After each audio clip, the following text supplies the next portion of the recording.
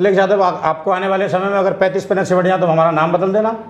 देखिए, जो अपने आप को संभल के मसीहा कहलाते हैं उनको आने वाले 2022 के चुनाव में मुंह की खानी पड़ेगी।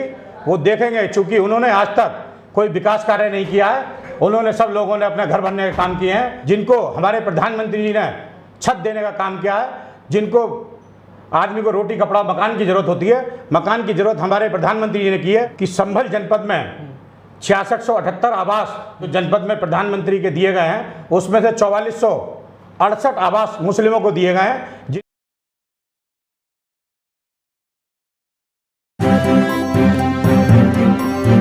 मीडिया वॉइस, आपकी आवाज। नमस्कार, आदाब। मीडिया वॉइस में आप सभी का स्वागत है। मैं हूं आपके साथ अल्फराज शेख।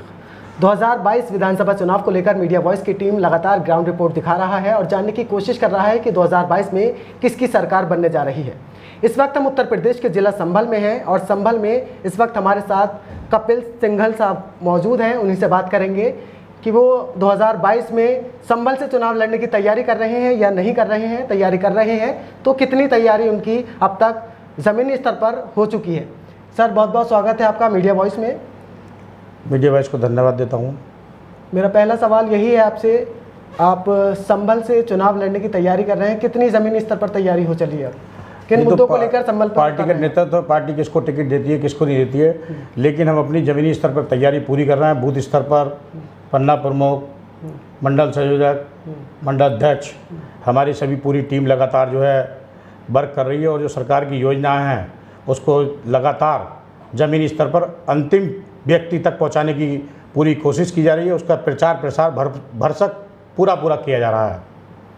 संभल में लोग कह रहे हैं, बोले कि इस बार अगर भारतीय जनता पार्टी से कपिल साहब अगर चुनाव लड़ते हैं तो वो अब तक जो भारतीय जनता पार्टी दूसरे नंबर पर रही है वो पहले नंबर पर आने का काम करेगी। अब ये तो चूँकि सबका साथ, सबका विकास और सबका विश्वास और सबके प्रयास के साथ जो हमारी सरकार जो काम कर रही है, देश में हमारे योगी जी और प्रदेश में हमारे योगी जी, जो भारतीय जनता पार्टी की सरकारें चल रही हैं वो बिना किसी भेदभाव के चल रही है। और हमारी सरकार की जो योजनाएं हैं वो प्रत्येक व्यक्ति तक, गरीब, मजदूर, किसान के घर परिवार तक पहुंचने वाली है। हमारी सरकार ऐसे हमारे पीड़ित व्यक्ति थे जो प्रवासी थे, उनको महीने में 2 बार मुफ्त राशन देने का काम कर रही है। और हमारी सरकार ने प्रधानमंत्री आवास योजना, वैवाहिक योगी मुख्यमंत्री जी की वैवाहिक योजना जो गरीबों की कन्याओं के लिए विवाह योजना थी, और हमारे सरकार ने टर्म लोन और ये बहुत सारी सुविधाएं जो हमारे किसानों को, गरीबों को जो दी हैं, मैं इसके लिए अपनी सरकार का धन्यवाद देता हूं। और आगे आने वाले समय में 2022 मिशन है हमारी सरकार अब की बार 350 पार। संभल विधानसभा क्षेत्र की अगर हम बात करें तो संभल में लगातार बीजेपी सेकंड रनर रहती है। 2007 की बात करें तो 2007 में भी, 2012 में भी, 2017 में थर्ड विनर रहती है। तो ऐसा क्या वजह है जो 2017 में और नीचे गिरता जा रहा है? हमारी सरकार के जो विकासों को मसौदा है, विकास के मसौदों पे हमारी सरकार, हमें जनता के बीच में वोट मिलेंगे। और हमारी सरकार जात पात सब छोड़कर हमारी सरकार ने सभी जातियों के और धर्मों के लिए काम किया है। हिंदू, मुस्लिम, सिख, ईसाई एकता का प्रतीक हमारी सरकार है, जिसने बिना किसी भेदभाव के प्रत्येक गरीब को सभी योजनाओं का लाभ पहुंचाने का काम किया है। आप जाति उसको देख रहे हैं तो संभल मुस्लिम बहुल्य क्षेत्र कहलाता है। मुस्लिम कितना साथ है बीजेपी के यहाँ संभल से? मुस्लिम ज़्यादा वोट तो नहीं देता है बीजेपी को, लेकिन संभल का जो वोटर्स है वो कितना आपके साथ है? अब मैं आपको बता दूं कि संभल जनपद में 6678 आवास जो जनपद में प्रधानमंत्री के दिए गए हैं, उसमें से 4468 आवास मुस्लिमों को दिए गए हैं, जिनको हमारे प्रधानमंत्री जी ने छत देने का काम किया है। जिनको आदमी को रोटी कपड़ा मकान की जरूरत होती है, मकान की जरूरत हमारे प्रधानमंत्री जी ने की है। वो वोट हमें मिलेगा और हमारे विकास कार्य को, हमारे बिना भेदभाव के जो कार्य हुए हैं उसमें हमें मुस्लिम वोट तन मन धन से हमारे साथ है। मुस्लिम वोटर्स आपके साथ हैं। संभल की अगर बात करें तो संभल से लगातार 30 सालों से समाजवादी पार्टी का गढ़ भी कहा जाता है, समाजवादी पार्टी से विधायक भी बनते हैं, उन्हें किस तरीके से मात दे पाएंगे? देखिए, जो अपने आप को संभल के मसीहा कहलाते हैं उनको आने वाले 2022 के चुनाव में मुंह की खानी पड़ेगी। वो देखेंगे, चूंकि उन्होंने आज तक कोई विकास कार्य नहीं किया है, उन्होंने सब लोगों ने अपने घर बनने के काम किए हैं। और हमारी सरकार आने वाले समय में एक एक काम, एक एक नीति, एक एक गांव पूरे चमन की तरह खिला देगी। और हमारे जो संभल विधानसभा का जो चुनाव होगा, उसमें आने वाले चुनाव में जितनी भी पार्टियां हैं सब मुंह की खा के जाएंगी और सबको अपनी अपनी औकात पता लग जाएगी। सबको अपनी औकात पता चल जाएगी। सर, लेकिन अगर वो काम नहीं कराते हैं, अपने घर बढ़ते हैं, तो जनता कैसे जिताती है? किन मुद्दों के ऊपर जनता जिताती है? भाई जनता ऐसा है ना, चूंकि जनता का जो प्रभाव है वो अपनी हिंदू मुस्लिम के राजनीति को लेके अपना चुनाव जीत जाते हैं और फिर जीतने के बाद अपने घर बैठ जाते हैं, जनता के बीच में नहीं आते, ना जनता के काम करते हैं।